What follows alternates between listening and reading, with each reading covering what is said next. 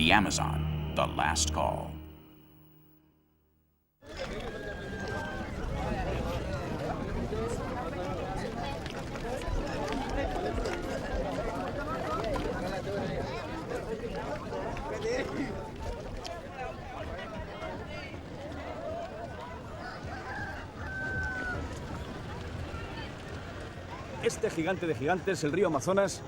Born in the Andes, this giant of giants, the Amazon River, is 6,880 kilometers long, the distance between New York and Berlin. We have chosen this incredible place, unique, this Amazonian trapeze, as the starting point for this series. Right here, in Tabatinga, my back is facing Peru, Colombia is to my left, and the ground I stand on is Brazilian. We will discover throughout our series that quite like this market here in Tabatinga, the Amazon River not only carries water, it also carries the blood of the men and women that inhabit the Amazon planet.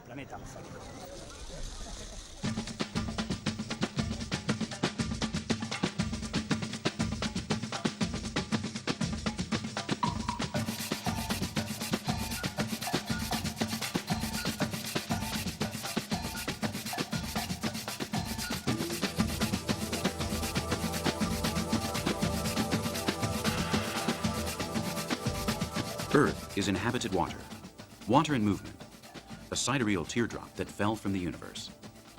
Because we live on a blue-green colored planet, let's choose an emerald from it, the Amazonia, its capital, to bathe in nature and delve into a beautiful and gratifying journey. Even if just for one day, let's leave our condition of mere Earth dwellers behind and give in to the flow of an important river, the Amazon River. It's not the largest river in the world. The Nile is even longer, exactly 200 meters longer. But what is that between giants? At any rate, where Father Amazon begins is a basin that is actually the largest continental hydric system in the world. 6,436 kilometers of sweet power, a river full of life that governs the extensive territory that goes from the Andes to the Atlantic Ocean, more or less the distance between New York and Berlin. These waters irrigate various countries that are located in the heart of South America. But it is in Brazil where the Amazon becomes a vital life support for the Earth's organism. And there is where we traveled during the 6 months of this filming, drinking, and living. All this exuberance, all this bold nature is not here by chance. The Amazonia is a powerful laboratory in which the Earth carries out its experiments. This giant has only been flowing into the Atlantic Ocean over the past 15 million years. Before that, it passed through the other side of the American continent, looking towards Asia, into the warm waters of the Pacific Ocean and the Caribbean Sea. As in a telluric childbirth, out of the tremble of an entire continent, the youngest mountain range that our eyes can admire was born, the Andes. With heights of over 5,000 kilometers, these mountains came to this world to change the course of the Amazon River, and indeed, the course of history. With its natural salient to the Pacific Ocean blocked by the new mountains, the Amazon became the most productive river on Earth, during thousands of years flooding a vast extension that is today the configuration of 9 different nations, and seeking the outlet it has today, the Atlantic Ocean.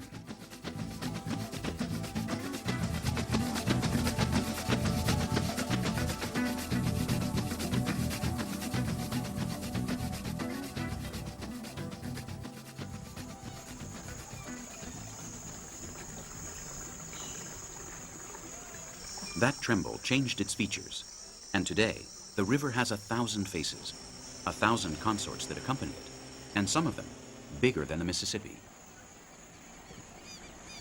The Great Amazon has exactly 100,000 fluents, and all of them multiply by 10 the channels of the Guadalquivir or the Ebro. 1/5 of the world's fresh water flows through this arterial system.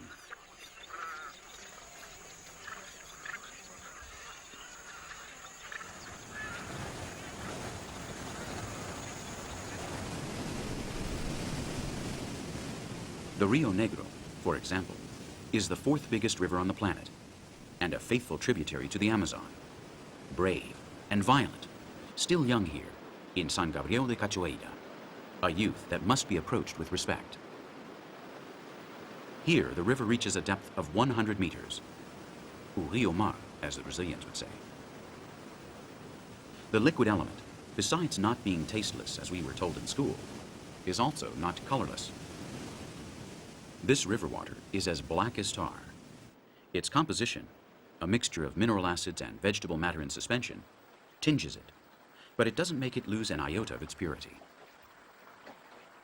The two rivers do not seem to want to lose their independence, and the chromatic frontier that remains in front of our ship's bow during a long distance is proof of this.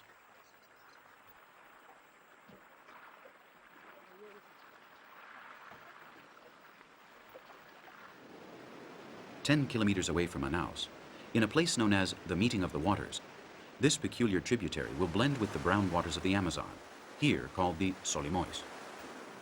We have learned that there are white rivers and black rivers in the Amazon, some with dark waters such as the Urubu, or the very Rio Negro, Black River, an unmistakable name, and others with crystal clear waters such as the Tapajós, but they are all the barriers of a most encouraging message. There's food for all here.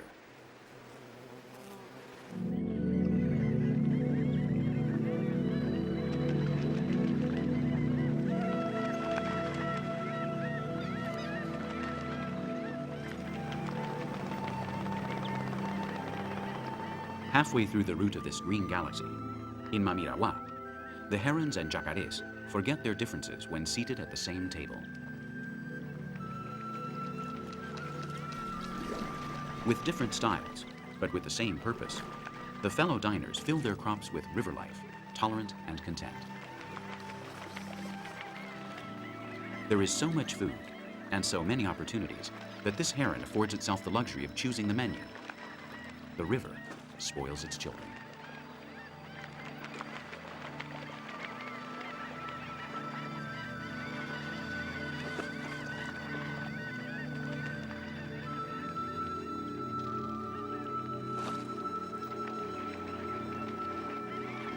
This is an Eden where everything functions perfectly. The Amazon is harmonic, organized, and precious.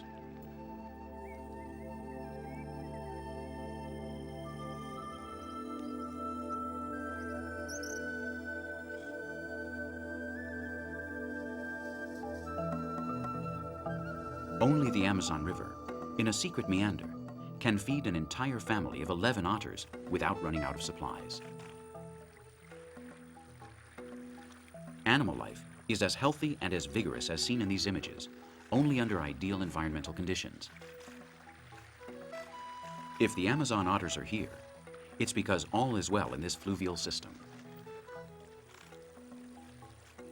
The ariranhas, which is how these precious animals are called in Brazil, are giant otters that can reach a length of 2 meters, and who, as we can see, use the river as a pantry and also as a beauty salon.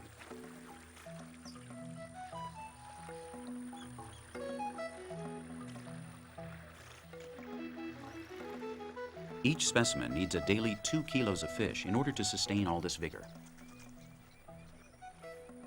They rule here, with no natural enemies to make them hesitate, and only human beings can kill them. That's why filming these images wasn't a simple task.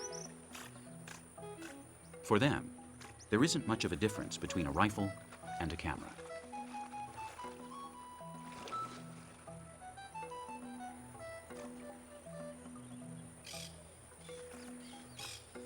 They dwell in a community nest, built in the sandy shore of the river.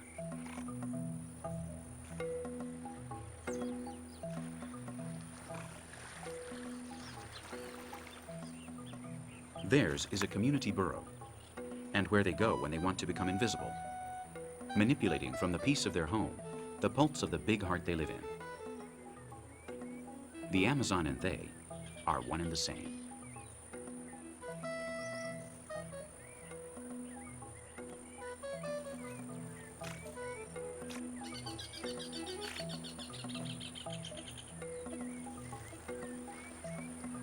It's not easy to observe such a large group, and much less film it. But here we have that family portrait by the Amazon. Because we can still enjoy the pleasant company of good people, like this fauna, discreet and beautiful.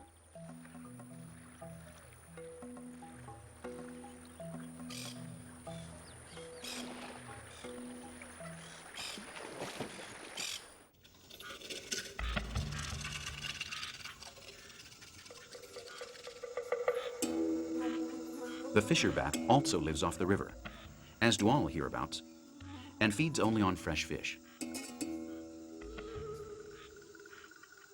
This creature seems even stranger to us now, wet and protected by the darkness of the night, a specialist in capturing absent-minded fish.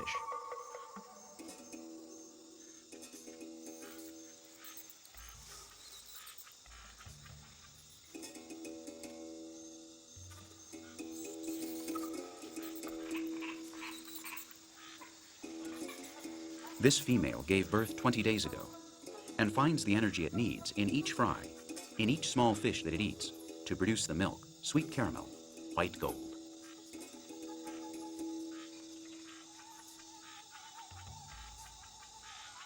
And it will be this way during the first year of life, on the mother's back, like a shadow, in search of the nipple that best nourishes.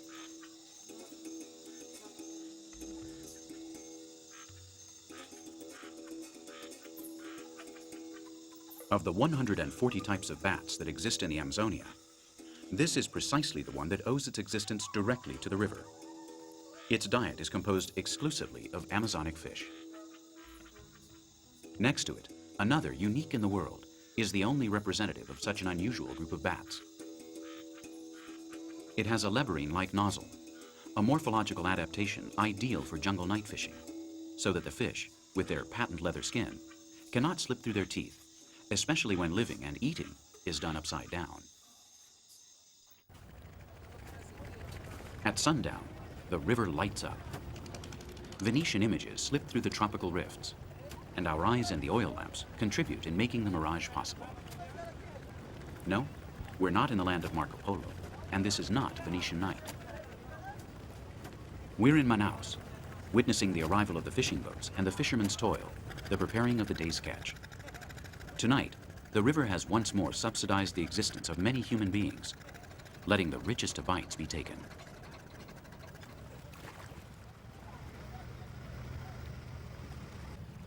Ships and boats filled with fish and food, a fishing industry not too well controlled, and with a larger amount of shady situations than clear ones, in spite of the lights that illuminate the river's surface today.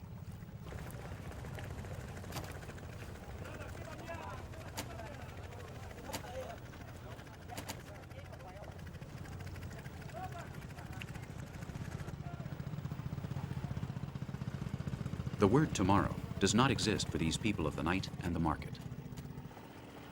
They are the people of the water, and they believe that the pantry will never drain out.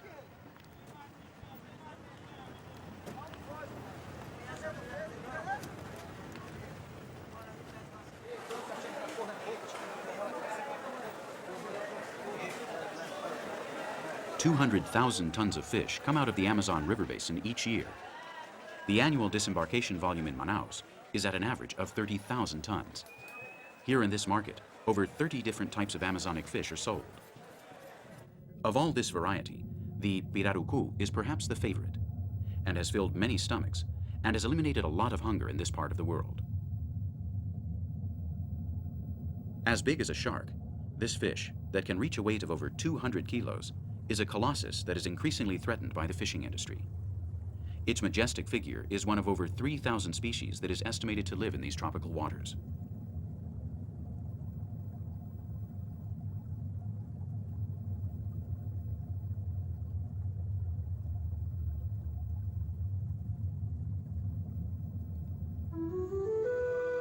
Up until now, only a small amount of the variety of fish found here has been catalogued. But for the moment, science studies assure us that this aquatic planet has over 15 times the freshwater species that exist in all of the European rivers combined. Colors, forms, behaviors that, besides feeding thousands of people, move us. Fish that you are surely seeing for the first time. A world heritage beneath this chocolate-colored water that lets itself be illuminated by the rays of the sun.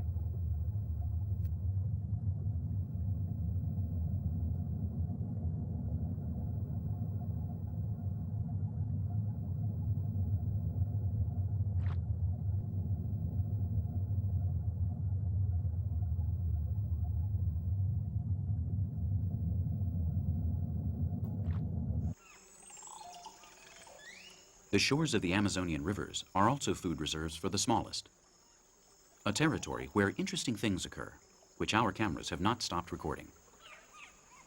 The river here provides mineral salts, enough nutrition to delight even the most delicate of the armies of starlets. The butterflies, with their apparent fragility, lick the banks of the river, next to other animals less well-mannered. There are a countless number of various types of bumblebees that are attracted by the kiss of the river. Each grain of sand from these shores has been bathed by the blessed water of this live basin, and the mineral salts are reason enough to stick out a tongue to surprising limits. Each grain of sand from these shores has been bathed by the blessed water of this live basin, and the mineral salts are reason enough to stick out a tongue to surprising limits.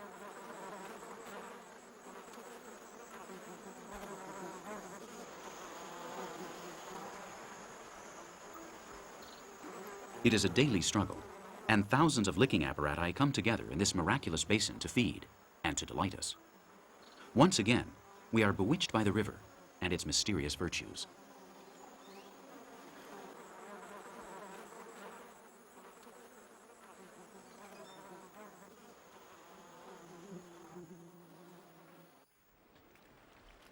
But the river is also hungry. It is always hungry, in spite of feeding so many millions of souls. In order to feed, the Amazon must itself eat, and eat well. This is the place where it feeds itself, and our cameras were also here. With its powerful tongue of wild water, its rushing movements, the Amazon gobbles up millions of tons of earth and trees, making itself useful.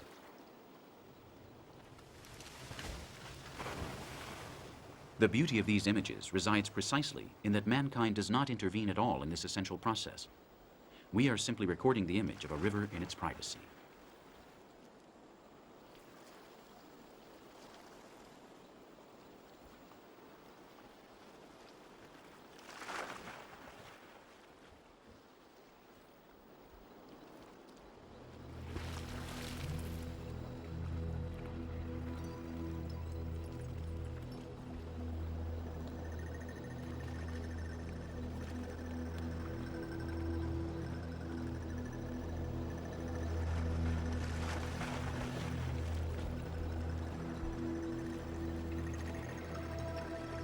The mechanics of life in this humid jungle is well oiled.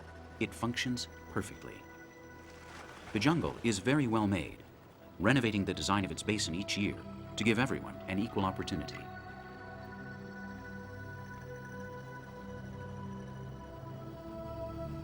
Sand, dead leaves, and trees. Millions of trees are swallowed by the live waters of the Amazon rivers during each flood, so that everything else can be possible. The logs wander like unsteered ships, but with a destiny previously marked by the water cycles. Rot to feed. The river becomes a predator. It feeds on the ripe corpses that derive from the jungle in order to fabricate a new jungle.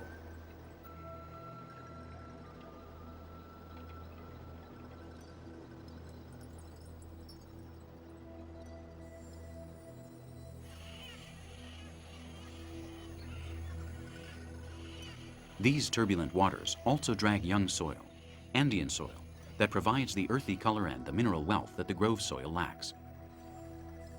The waters, aside from traveling their course, go chaotic each year, inundating and fertilizing 12 million hectares of lowlands.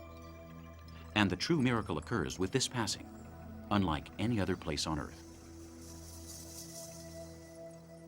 Brazil owns the largest extension of tropical jungle in the world. 30% of these forests survive within its frontiers.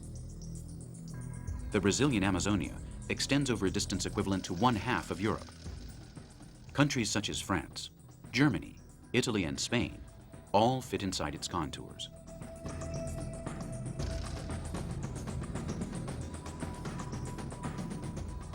A green and enormous laboratory of over 5 million square kilometers, which occupies 60% of Brazilian territory.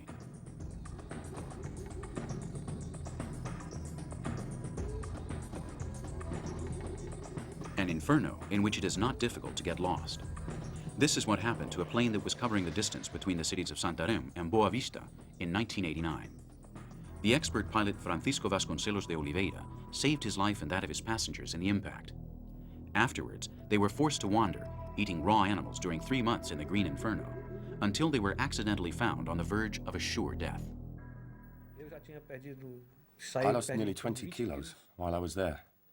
The other people did also. We were all very weak, on the verge of death. It was fundamental, almost providential, divine providence, finding those people there on the riverbank. The people that found us, they were afraid of getting close because we were all bearded, and they thought that we could be escaped prisoners that had suffered an attack by the Indians or something like that, not trustworthy. They only got close after some of us screamed, "Airplane!" We're the survivors of the plane crash.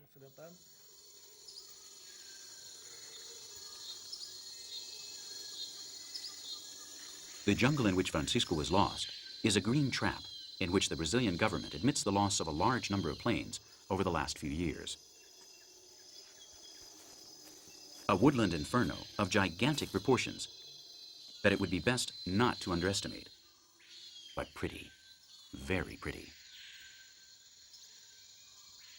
There are at least 3,000 different types of trees classified, that with their tops not only provide beauty and shade, but also 90% of the calcium that the Amazonia needs to maintain its skeleton intact. Big trees and little trees, florid or scant, a vegetable kingdom to one's fill.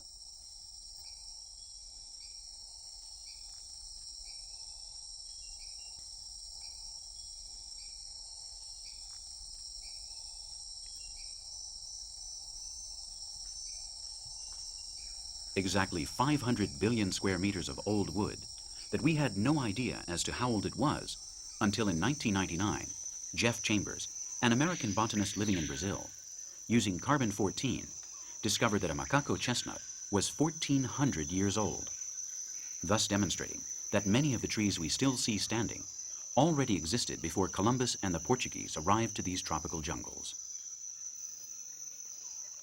This tree has a diameter of more or less 1.20 meters. A long time ago, I had already discovered another one that had more or less the same size and was 1,000 years old. This is the part that interests us, the center of the tree. Jeff is one of the men of science who we will meet in this series. His novel work helps us to better understand the antiquity of this unique ecosystem. We can see the first ring here, right in the center. The carbon that is here marks the oldest part of the tree. All this carbon was created when the tree was very, very small, when it was only a young tree. Only 4 milligrams are needed to make the carbon-14 test. That's really enough to find out how old it is. Just this small part, exactly the part from the center. This tree here is probably between 700 and 1,200 years old.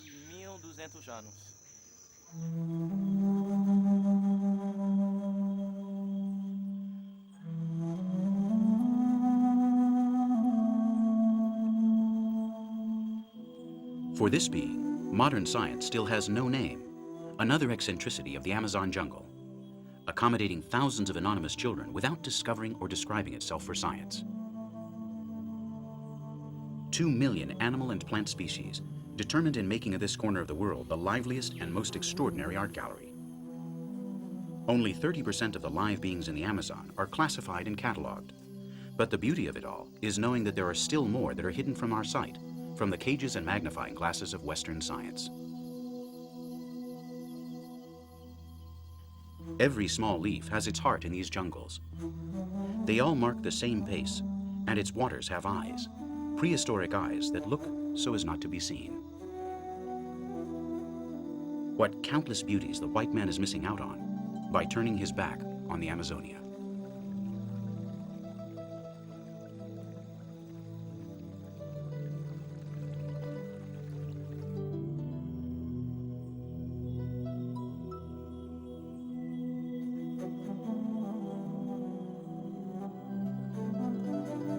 For the natives, this caterpillar with the aspect of a trinket is a bihid, scientific entomology is unfamiliar with the genus to which it belongs. It looks like it's made of silicone. The coati, as does the rest of his neighbors, lives in the shade, eating termites and at peace.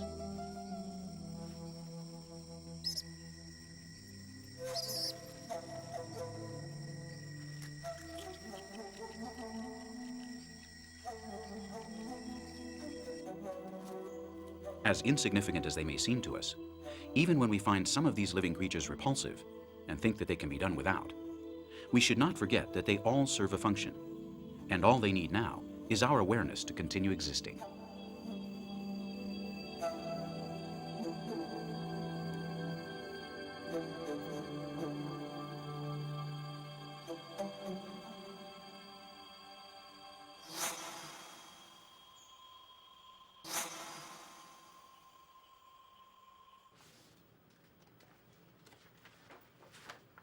Dr. Marlucia Martins is an entomologist who has just returned from a 3-day journey.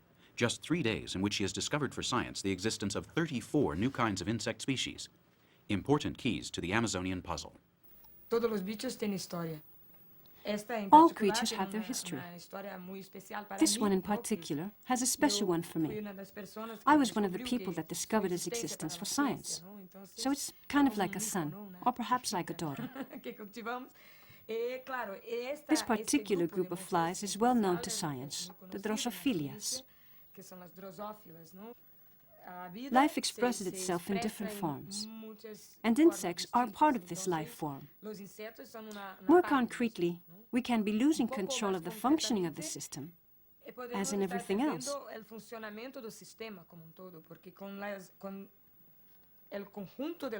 Because it is the whole of all the species which makes everything that exists in the Amazonia function. The grandeur of the woodlands and everything else is like an organism that works.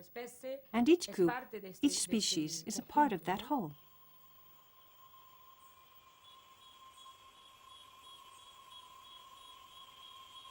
In the Mocambo jungle, the giant ants are the masters. They are the biggest in the world, and this species only lives in the heart of the Amazonia. 2 centimeters long, a sting like that of the bees, their kin, and jaws as sharp as razors, the ants of the Dinaporina genus here are not the innocent little bugs they are in Europe. Of less gregarious habits, but equally as active, these insects live with their large bodies close to the ground. It is estimated that the sting of 10 of these insects can cause the death of an adult male. It doesn't quite fit in the palm of a hand, and it is only a beetle, the Titanus giganteus, 20 centimeters long. It is the largest in the world, and only one example of the 300,000 coleopteras that exist in the Amazonian system. Brazil is a big country with big surprises such as this one. The small jacaré, only 6 meters long, captured in the Paraguay River in April of 1991. It had already eaten a human being. It also feels at ease in the water. That is how this 100-kilogram anaconda is, a creation of this laboratory with every right to hunt for its food. Although sometimes the sucusi, as it is called here by those who fear it, does not distinguish human meat from other types of meat while it's feeding. As occurred with the one in this photograph taken in Tabatinga, where a child of 13 was found inside its stomach. The jungle floorboards creak at its passing. It is an anta. Don't be frightened. 300 kilograms of muscle for an innocent ash-colored vegetarian. With its proboscis, the tapir slightly reminds us of elephants, also very large African animals.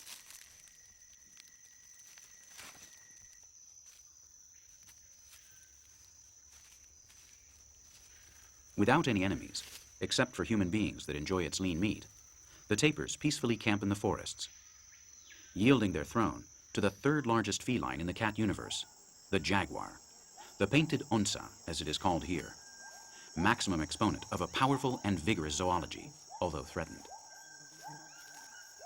The Amazon felines will occupy a frame of honor in this Travelers series, where everyone has a place.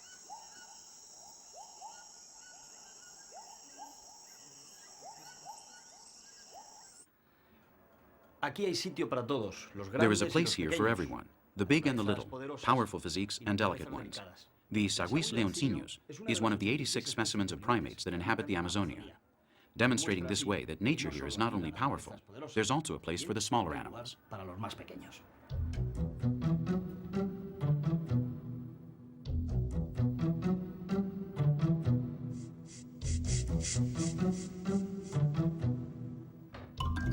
Just like that of King Kong, the heart of our Kingi Kongi, our minute star, also belongs to someone.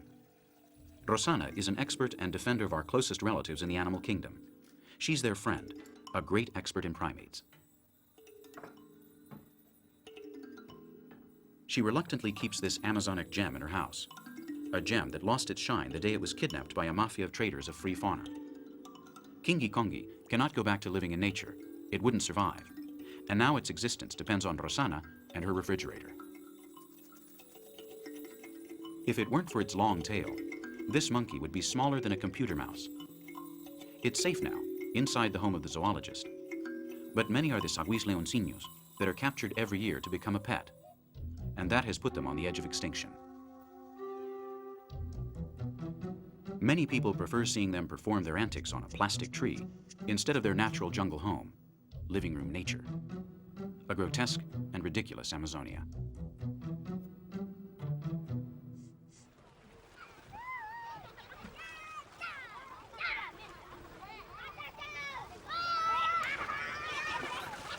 Of the 140 million people who inhabit Brazil, 20 are in the water. 20 are Argonauts and good swimmers. 5 million square kilometers for the people of the water. Look closely. Without television nor video games, this group of riverside children get great enjoyment out of the river. There is not just fun in their movements, there's also technique, a knowledge acquired through their elders.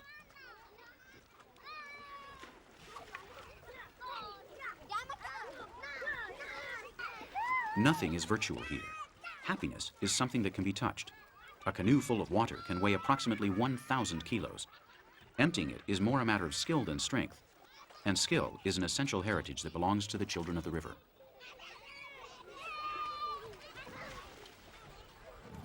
The Amazon is a humanized river, and this series is not going to ignore that.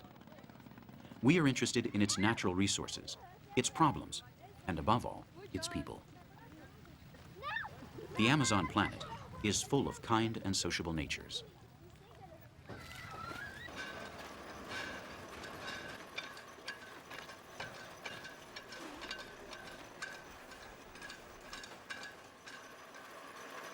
The pulleys of this shipyard in Manaus have been moving for 110 years. They get their strength from the river and return it modified and fertile.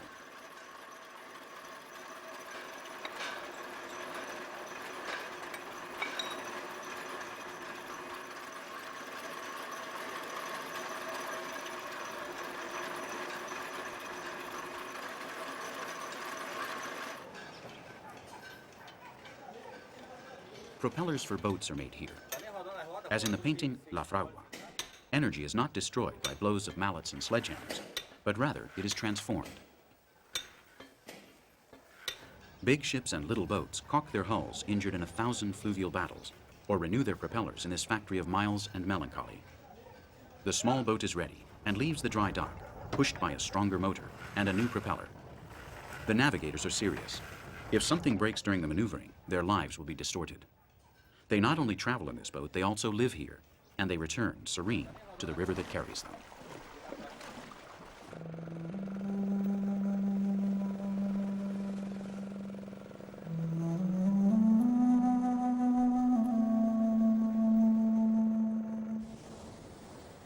"80,000 kilometers of navigable rivers in this Amazonia that captivates us are reasons enough for thousands of boats to move here and there each day.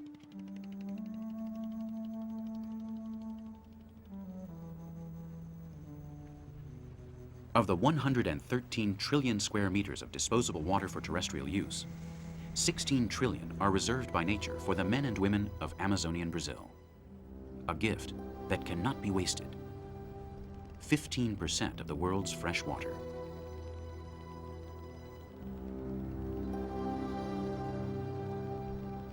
Orellana entered Peru from the Atlantic Ocean.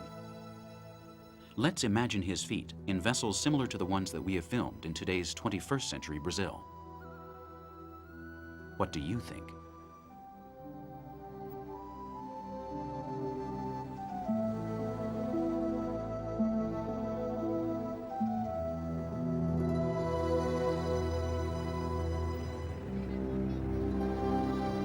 All intent on the conquer of the giant and its offspring, millions of lakes, igarapés, and such that allow themselves to be cut through by the keels of small and large vessels. The river is a public square, highway, or market, and the boats, canoes, or rafts are the means to reach an end, to get everywhere in a geography where solid bare ground is scarce. Family visits, attending funerals, or business meetings can all involve various days of journey down the river.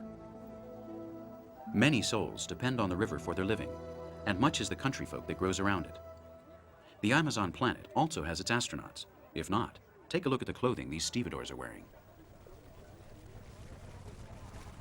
In the great Amazonia, one can go navigating anywhere. But indeed, without a watch, things have a different rhythm here. Logical transportation in the land of calmness and slow pace on a human scale.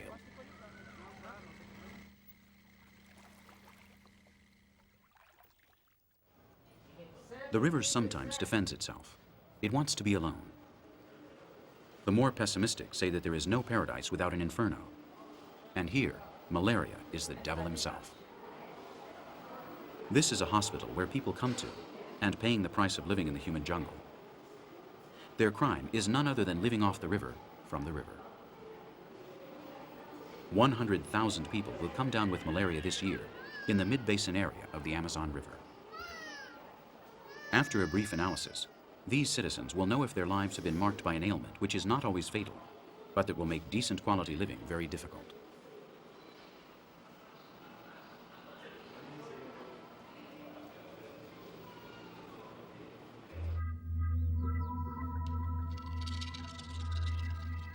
In the following chapters, we will visit human settlements such as the Nueva Floresta, where the settlers struggle on a daily basis against the consequences of living in a shattered and violated jungle. We will discover where and why the jungle of our elders is bleeding to death. We will travel to the center of the Amazon volcano and together discover the motives for all the destruction since Europe settled in Brazilian lands, the province of Santa Cruz, as it was called then. In spite of its never-ending geography, we cannot deny that the Amazon is an injured giant that is getting weaker each year, faster than our hearts and pockets can assimilate.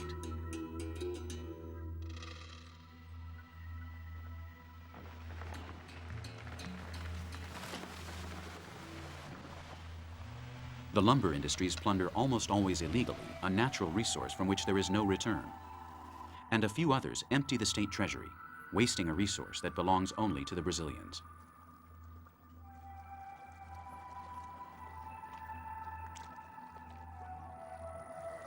There's no doubt about it.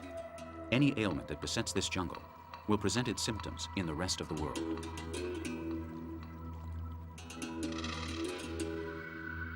We will discover other patients whose ailment is cyclical. Gold fever, a human adventure filled with poison, romanticism, and disappointment, and that moves the will of thousands of Brazilians of the Amazonia. The garimpeiros are direct heirs of the first explorers who searched for El Dorado.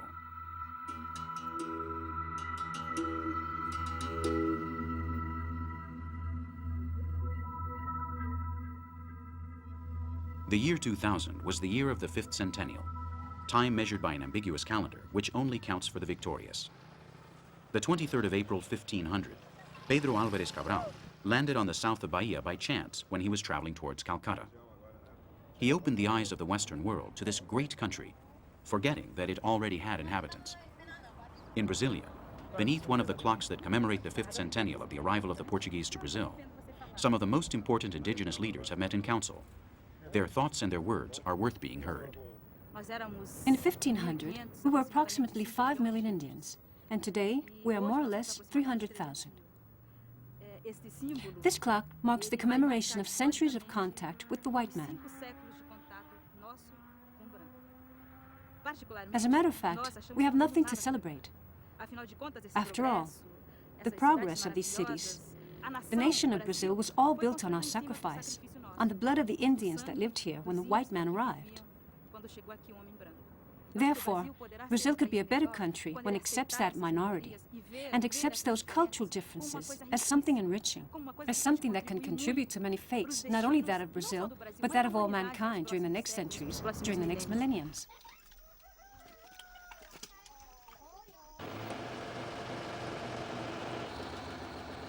Two out of 3 Brazilian Indians live in the Amazonia Indigenous Reserves. There are 170,000 people that occupy a territory equivalent to that of almost 3 times Germany. A lot of land, as far as those who are against this, and also a lot for those who have to cross it every day. According to the Constitution, the indigenous people of Brazil have the same opportunities to get on the bandwagon of progress as the rest of the Brazilian citizens. In the 21st century, many Indians travel through the jungle by bus, although the cement is still a few centuries behind. The road to future is full of ditches.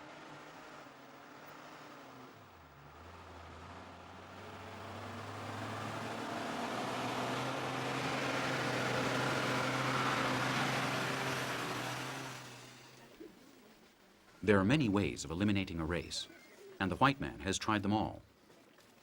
There have always been Buffalo Bills willing to carry out ethnic cleansing.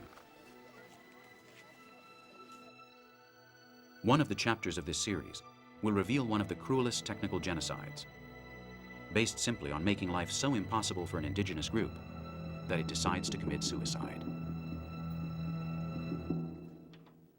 In this safety box in the Goeldi Museum, a priceless piece of Brazilian human history is kept.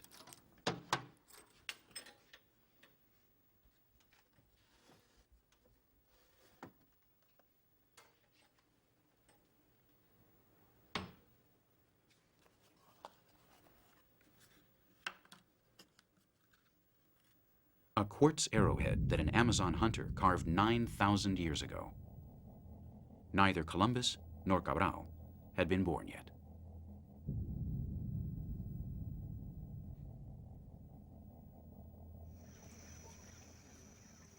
What is truly amazing is to see Indians today also sharpening their arrows. A forceful reality, as is the economic power of the Brazilian giant. The Paleolithic in the space age.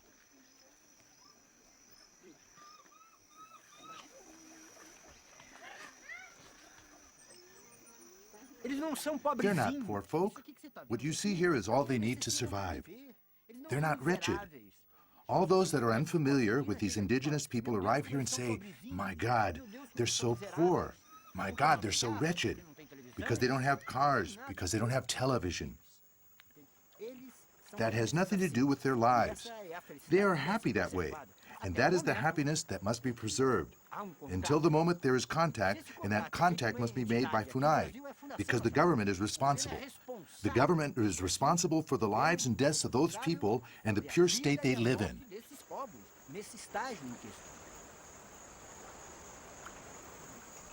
Some episodes will take us closer to the deep sentiment of those that protect them, not without hard work.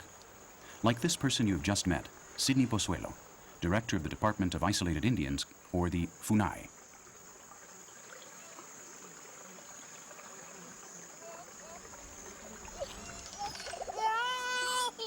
As do all the children of the world, he cries when bathed by his mother. The Brazil of the samba, football, and Formula One is the immense site in which ethnic groups still remain isolated, a people indifferent to our paranoias.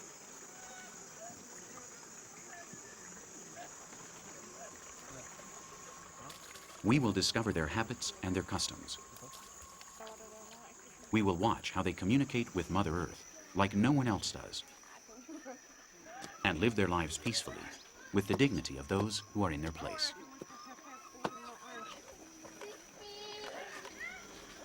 And the Zoe are. They are the masters of the world, human beings who will not leave you untouched once you have met them.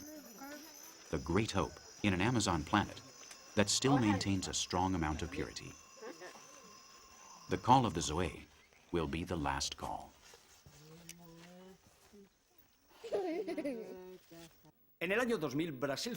Brazil celebrated the 5th centennial of the arrival of the Portuguese to their territory, but this man was already here 1,000 years before that. It is a skull that was found on the island of Maranhão, at the mouth of the river, the Amazon River. A skull that was painted red, which forms part of a funeral rite that speaks to us of a sophisticated and civilized culture. Throughout this program, we have seen how the Amazon River has been accompanied by mankind during thousands of years. We hope you will sign up with us on this priceless adventure through the Amazon planet, a planet that was inhabited, as we've said, before the existence of Shakespeare. To be or not to be.